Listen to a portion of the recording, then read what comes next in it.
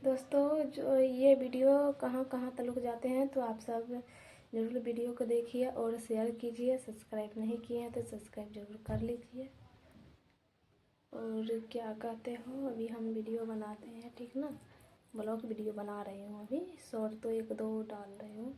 बस यही कहना चाहती हूँ कि वीडियो शेयर कीजिए कि और तो हम मेरे बारे में पूछ रहा कि शादी कैसे हुआ, लव मैरिज हम शादी किए।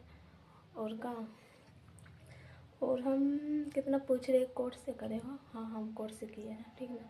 ऐसा बात नहीं है, इसलिए हम वीडियो बना रहे हैं, ठीक ना। वीडियो बना रहे हैं, कोई आदमी ने बोला है कि नहीं बनाने के लिए, तो हमें परमिशन मिल गया। परमिशन मिला है, मुखिया सरपंच सभी से परमिशन मिल गया तो मैं बना रही हूँ। ऐसा बात नहीं है, पूरा दुनिया ही वीडियो बनाते हैं। हम का पूरा दुनिया बनाते हैं वीडियो। आजकल तो कितना वीडियो का कमाई से देख रहे हो, कितना घर बना लिया, मतलब क्या क्या चीज़ ने कर लिया।